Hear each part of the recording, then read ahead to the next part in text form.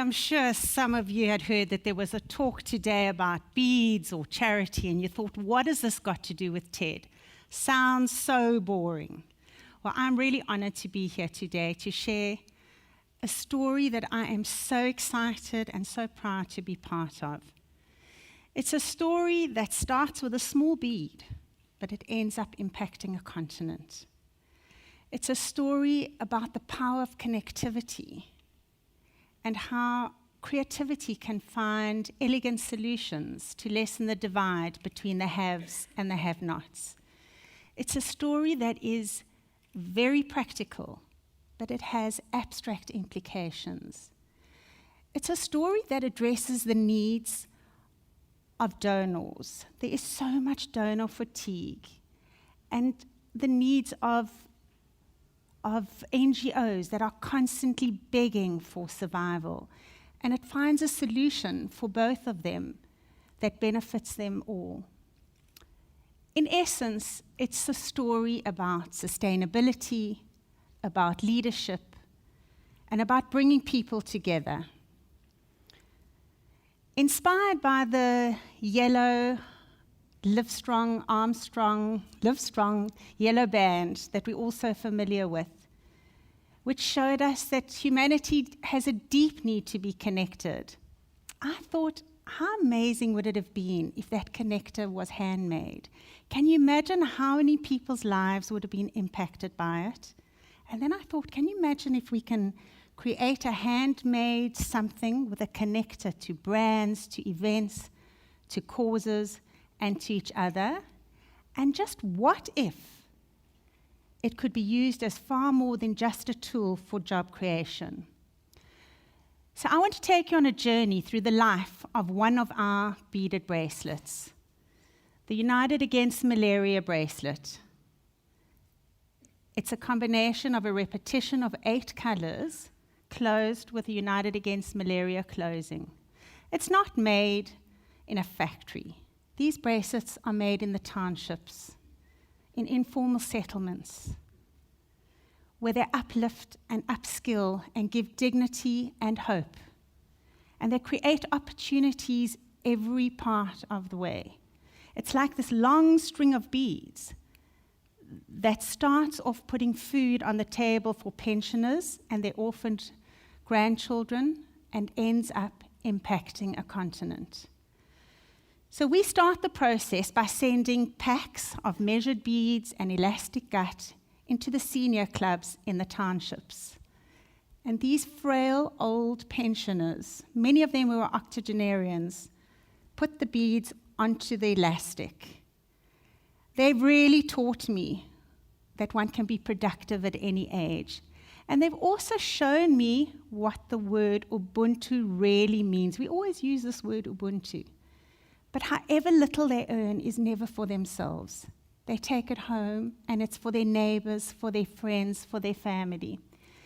They sing, and they are so excited to have been given this opportunity and this purpose and this focus to impact children who are dying from malaria. It was only last week one of the gogos said, we are so stimulated that we're even learning to count again. 2 blue, 2 green, 2 yellow. It's just amazing how something so small can give somebody such dignity. And we're seeing amazing health and social benefits as a result of it. They don't want a handout. They just want the opportunity to earn and to have a purpose. So they complete these balls. It's a long string that they've just threaded the balls. And these balls, they get transported to our younger groups in the townships. Most of these are unskilled, illiterate, single mothers. What is their chance of finding a job? So although we use this bracelet as a mechanism for them to earn, our focus is on upskilling them so that they can become more self-reliant, more employable. And part of their earnings goes towards upskilling themselves. Part of the revenue that they earn pays for compulsory English classes, and then they're assessed for whether they can, what kind of trade or interest and what their abilities are. So we have some of them that are now doing anything from learning to be a carer to learning in the health field, having driving classes, computers. The same thing applies to our packers. These are refugees from other war-torn African areas. And they are also upskilled. Through their own earnings, one of our packers is very passionate about soccer, so he's been putting himself through soccer coaching courses. Another one is really passionate about becoming a truck driver. And then the last stage, when all our beads come back every month from the townships, we have one other layer where we drop them off at sheltered employment, and intellectually challenged people sort them back into their colours for us. So what really happens to this bracelet? We then sell to corporates, and more than a third of what we receive goes to the Global Fund. And in turn, the Global Fund give us nets, mosquito nets, that the amazing humanitarian Kingsley Holgate distributes throughout Africa. Do you know that we still have a death every minute as a result of malaria? And that every year there are 655,000 deaths, 90% of which are in Africa. So we were able to raise $500,000, approximately 4 million rand, to buy nets and invest in nets for Kingsley to distribute. Isn't that amazing that we didn't have to put our hands out and ask the rest of the world to help? It was a simple beaded bracelet that was the tool and the solution for us to help our own continent. And one bracelet can result in protecting a child for up to 5 years. So this is how our bracelet really works. 8 rand goes to a cause, in this case to malaria. 2 rand we invest in enterprise development. 5 rand goes towards upskilling and earnings, and the balance, material costs, running costs, which we keep very low, and VAT or courier costs if it goes out of the country.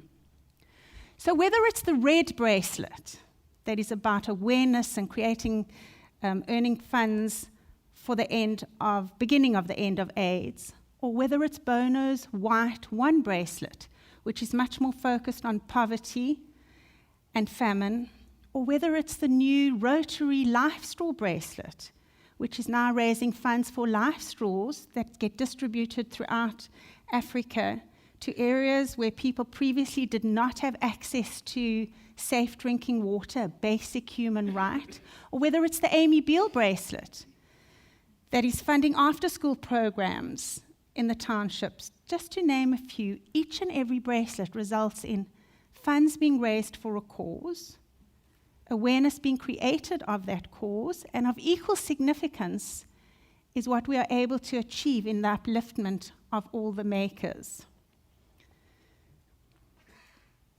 So now there are many corporates that hold this whole model together. They're the glue that hold it together, and it's their support that is so important. Now, many corporates would focus on a cause and would support something like the United Against Malaria bracelet. But there's now an opportunity to use this model as a brand ambassador or a marketing tool, and for corporates to build their own brands and to build connectivity to their own brands, but at the same time to be supporting their corporate social responsibility programs or their own foundations, and again, to be uplifting the makers in the process. So let me give you 2 examples. One, the Hyundai bracelet. Hyundai Germany saw a need in one of the schools in Kailicha, and they decided to sell the bracelets. They would sell them to all their dealerships for €2, and we gave the 8 rand, as we always commit to do, and within less than a year, we had raised 600,000 rand to build a school hall. We had invested 150,000 rand in skills and enterprise development and earnings. But the coolest thing of all was that people were walking around wearing these wonderful Hyundai bracelets, and the school had benefited. Another example is UniWorld. UniWorld is part of Travel Corporation, and they have very high-end river cruise lines. They committed to buying a bracelet for every guest this season. And what that meant, one order, meant that we could put R250,000 into the Amy Bill Foundation account, funding 125 kids in after-school programs for an entire year. Same amount of benefit for the makers once again. But again, people would leave the travel experience connected to other guests, connected to the experience, and connected to the UniWorld brand. I think it's time we got away from this traditional begging and just corporates giving simple donations. You know, in South Africa, it's compulsory to give a portion of your earnings to corporate social responsibility programs. And now we have the opportunity to use both together.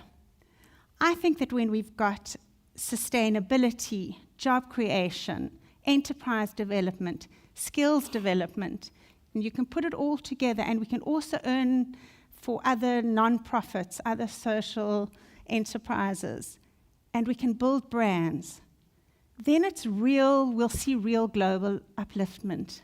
Then we will see real philanthropy. As a non-profit, we say no to donations, and we say yes to bracelet orders because it creates opportunities that change lives. And we can still fund other non-profits, and we can build brands. So in conclusion, there's one thing that I've left out today. We've spoken about the corporates, we've spoken about the makers, we've spoken about the beneficiaries. But the most important thing that I've left out is you, the wearers, and the purchasers. And it's often that I meet people, and they don't know why they wear these R bracelets. Only last week I met somebody who said he got one at a conference, and he doesn't understand why he's never taken it off. It's like a wearable tattoo. Do you think it's just a cool bracelet? I think it's about the power of connectivity. I think that it's about the value of something valueless. So as you leave today with your TEDx bracelet, some of you may never take them off. Some of you may never take them off and might not know why. Maybe it'll be a connection to TEDx.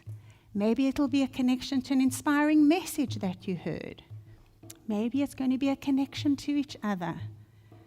Whatever it is, may this be a reminder that firstly, there is a power of connectivity. Secondly, something so small can have such a big impact. And thirdly, we are all agents of social change. Thank you.